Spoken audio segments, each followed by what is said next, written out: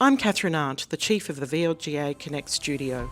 Welcome to today's episode, brought to you by the VLGA, your counsellor support network and the national broadcaster on all things local government. Hello everyone and welcome to VLGA Connect. It's time for another edition in our popular Local Leaders series, and we're heading out into Victoria today to get to know one of the reasonably new CEOs in the sector at Macedon Ranges Shire. It's Bernie O'Sullivan. Hi Bernie, welcome to the show. G'day Chris, great to be here. Thank you. Great to meet you. I've been aware of you for some time. You've been in Central Victoria and you've got a fascinating background that I do want to explore. But firstly, how are things at Macedon Ranges at the moment? Yeah, really good. Thank you, Chris. We've got a great team of both staff and counsellors that are doing really big and good work, and lots on the boil, and both internally and externally, and a really passionate, engaged community in a beautiful environment we live in. Yeah, it's a lovely part of the world, isn't it? As a new CEO, first CEO appointment in local government, I think it's just over 2 years. How are you finding the complexities of that role? It is complex. There's no two ways about it. And as a director in local government prior to that, you sort of always knew that if there was always another level that the issue could go to, and you do reasonably quickly work out that the buck absolutely stops with you. And that's important, and that also gives you energy as well. So I'd operated at a high level in the state government as well, so that gave me a good taste of senior leadership, but in a different way. So I want to explore that with you, your background. I often look at people's CVs and think, how many sort of distinctive career phases have you had? You've had a few: agriculture, public servant in state and federal, and now local government. Tell us a bit about the start of your career journey. Yeah, thanks, Chris. It's a little bit like over 30 years, I've done a full circle. Growing up on a family farm just out of Kyneton in the Macedon Ranges, number 6 of 9 children. Right. Being away 30 years, and then the local boy comes back as CEO, which was funny the first day pulling off the highway at Kyneton, thinking, "Wow, I'm back." Yes. So yeah, a bit of a different background for me, an agricultural science background with both the interest in agriculture and farming and science as well. And that took me to Sydney and Canberra in a lot of not-for-profits from a agricultural policy, trade and advocacy perspective, and but a lot of interaction with state government and federal government. And we had sort of 4 kids along the way, and thought, not sure we are actually Sydney-siders. We're both big families, Victoria. What's this rugby league thing? Why are we seeing Aussie rules at 3 a.m. in the morning on the TV? And an opportunity came to lead the regional operations for the former Department of Primary Industries in Victoria State Government. And that started a state government career for me, which involved a couple of deputy secretary positions in Department of Environment and Primary Industries and Department of Environment, Land, Water and Planning. And as we know, state government departments change their name probably too often. But it sort of meant that at that level, you need to be where the decision makers are. And it meant a train every day down to Melbourne to make sure you were doing your best for regional Victoria to influence ministers and others. So you were effectively commuting from Bendigo, was it, down to? It was, yeah. So, right. So a lot of people do that, of course, and probably even more so now post-COVID. Yes, they do. Probably now there's a greater acceptance of doing it on maybe a part-time basis. Certainly across the government sectors, some of the video conferencing, hybrid working technology has improved. And I remember back in state government thinking, we don't do this very well to facilitate the regional input of staff. We're we're getting regional people to drive to Melbourne for a 1 hour meeting and drive back. It's a really inefficient way. And so the pandemic, in a way, has been useful to really push harder to drive technology change to enable all voices to be heard across the state. So local government for you started not that long ago, 2016, I think, in Greater Bendigo. So tell us about why the transition to the level of government that is closest to the people. It certainly is. And in the state government, which I really enjoyed, big budgets. There was in the regional leadership positions, I held 80 odd officers of staff across the state, and amazing work the staff were doing. Still did feel one removed from action on the ground and the community on the ground. I think that also comes from my background with family farm, connection to community, connection to the land, and real visibility in terms of being able to see the fruits of your work. And having 4 young kids and on a train every day was less than ideal, and a great opportunity came to join the City of Greater Bendigo and work with a really experienced CEO in Craig Neiman, which was excellent for my local government entry. So was being a CEO at a council part of the plan then, or was it once you got into the sector that you started to realise what sort of opportunities there might have been for you? It wasn't necessarily part of that plan. And when the opportunity came up in local government at City of Greater Bendigo, it sort of made me reflect back on my own family situation, that actually my grandfather had been a Shire president of Kyneton for the Macedon Ranges back in 1949, I think it was, and Dad was a councillor at the Shire of Kyneton. So it actually made me realise I had, it was in the blood in terms of local government, and was loving what I was doing in Bendigo for close to 5 years. When the opportunity came to lead Macedon Ranges, Chris, that was with Craig's support, too good of offer not to really, with such a vested interest, to ensure that that continues to grow as an amazing region, and back in a local community where I really feel connected and passionate to. It was too good of offer not to have a crack at. Some might have thought, with that family background of elected representatives, that you might have gone in the other direction on the council or side of things. Has that ever been a consideration or a temptation? I was very comfortable being on the staff side, Chris. So tell us a bit about. Well, actually, before we move on to what's happening currently, I did notice that one of your key achievements while you were at Bendigo was this Qantas getting flights from Bendigo through to Sydney. Just tell us about that process, because that was pretty big for a regional city to achieve, wasn't it? Yeah, it was. And firstly, there was a big team of people over many, many years that helped pull that off. Probably a couple of reflections on that. They're long journeys, and you need to be prepared for that. It's the final icing on the cake was the landing Qantas flights direct Bendigo to Sydney, but you can't land Qantas flights if you don't have sufficient runways of length and strength, and so there was lots and lots of steps before that to ready that site and get in that position. And I suppose it's a good reminder to all of us as we plan. It is a long game, and it does take time, and you need to plan it and fund it. And across that, you're dealing with multiple council terms, state government terms, federal government terms, but stay on course as to what you want to achieve. And it has been an absolute game changer, those flights, and they've come back on after the pandemic.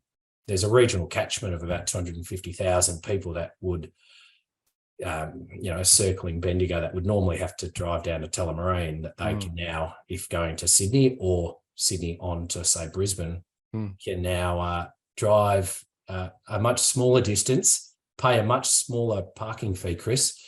Yes. And the challenge is you don't turn up. You turn up too short a time before your flight, Chris. That's something we had to iron out. What do you mean you want to get on the flight and it departs in 5 minutes? Yes. I know what you mean. Living close to Avalon, if you can get a flight going where you want, it is certainly a much more convenient process, isn't it?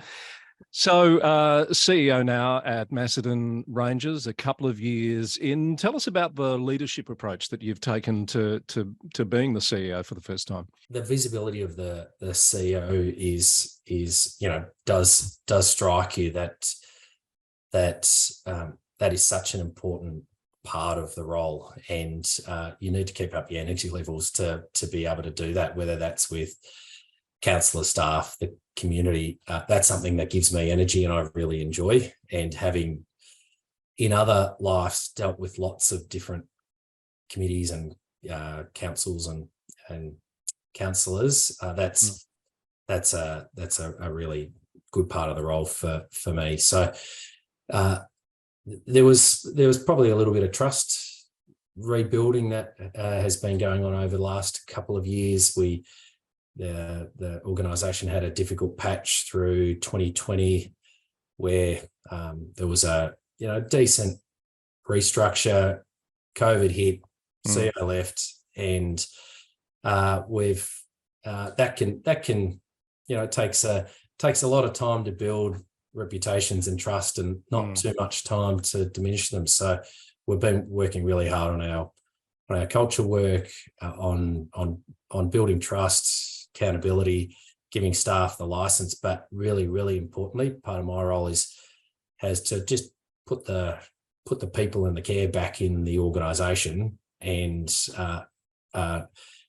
as we do that, be really clear on what our priorities are, but also that comes with accountabilities and responsibilities. Have you had to do much recruitment since you started there, and how is that? Because that's a challenge for many councils, isn't it? Finding the right people for roles at the moment. Yes, it has come with a range of recruitment. And that was after a pretty tricky restructure the organisation had. It was, I listened for 5 or 6 months and then undertook some more organisational change, which part of that was reinstalling a community directorate because I found, based on my feedback and what my background, having a forward-facing community directorate was really, really important for the community. And so I did need to recruit 3 of my 4 directors, Chris, and I've been blessed with 4 terrific directors that are doing an amazing job. And it is a really competitive, hard recruitment market. And what we've found in the last couple of years is the state government sector across 79 local governments have pretty much been just selecting from the cake, and the cake hasn't been getting much bigger, and people are getting shuffled around. And so it is a challenge, but you need a point of difference and a value proposition. And it usually starts with, do I see that people are being put first? So what are your big challenges at the moment? What are the things that keep you awake at night? We have a really passionate and engaged community in the Macedon Rangers, Chris. And one of our key challenges is planning for sustainable or managed growth. So residential demand is very high, and it only got higher after COVID. So when we think about some of our towns like Kyneton, Woodend, Gisborne, median house price $1 million plus now, that can even price our staff out of accommodation. It can price workers for businesses out of accommodation. And but so some of those housing affordability, housing supply, housing diversity issues really are top of mind for us. And when we think about Gisborne, for instance, 90% of residences are detached houses on large lots, but 55% plus have 1 or 2 people in the house. So we're in that really awkward growing pains transition of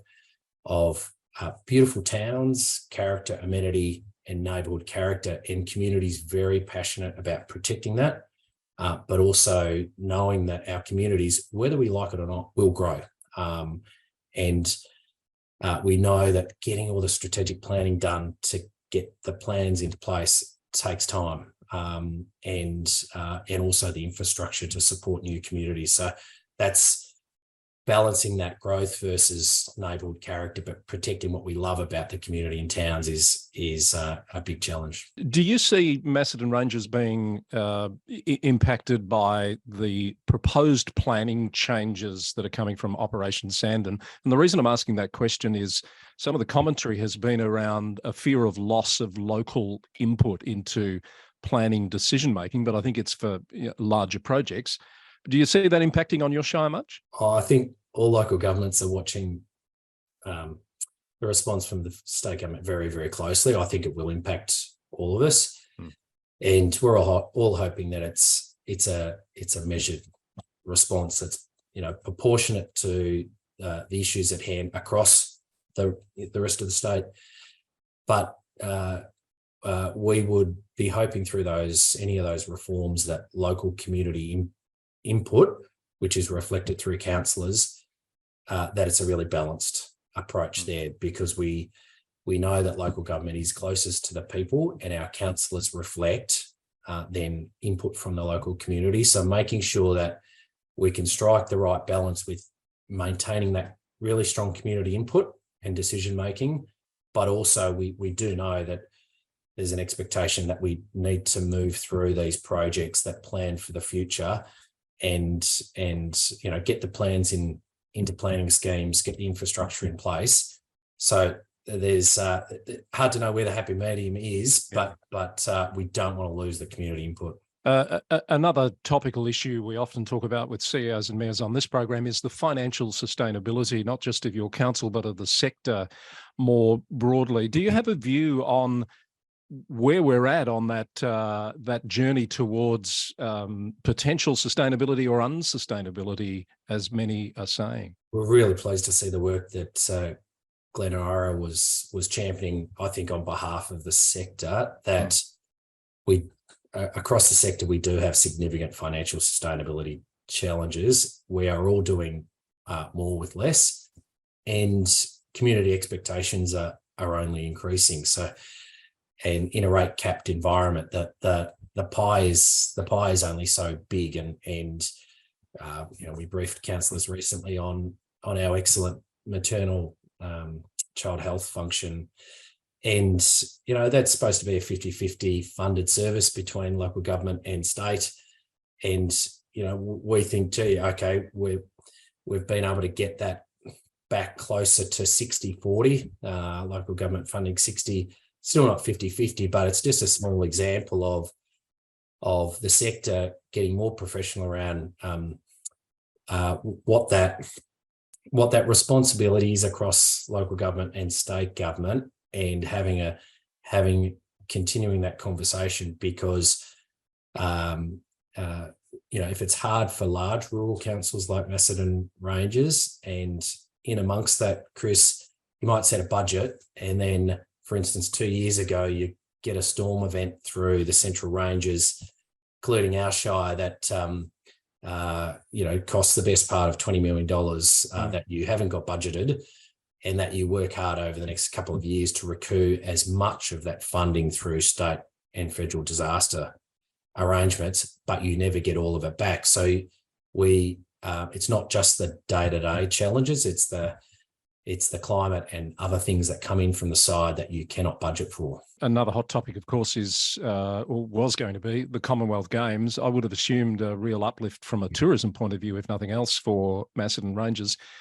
What's the level of disappointment in your Shire about having lost those games? Yeah, look, it did come as a shock, the Com Games not going ahead, and we had planned for a lot of business growth, and all the beds would have been busy in accommodation providers for a long time. We were hoping to activate Hanging Rock as one of our amazing venues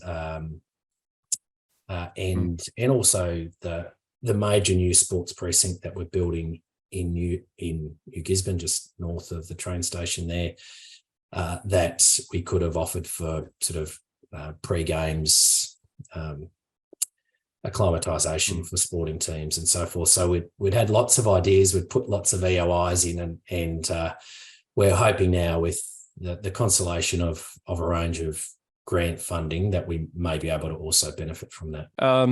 We're probably going to need to wrap this up. There's so much we could talk about, Bernie, but just coming back to you for a moment, now that you've tried on this role of a local government CEO and noting that you've had a few career shifts in your time, is this it from this point on, do you think? Are you going to stick around in this type of role? I'm loving the local government sector. It's as I said, I've done a full circle. It's probably got me back to where I was ultimately going to be. I just didn't realise it. Lots to do, lots of challenges, but it's a very privileged position to have. Excellent. Congratulations. And thank you for your time today on Local Leaders. It was great to meet you, and we wish you all the best for you and your team there in Macedon Ranges. Thanks very much, Chris. Really enjoyed it. That's Bernie O'Sullivan, the CEO of Macedon Ranges Shire Council, our guest on VLGA Connect Local Leaders today.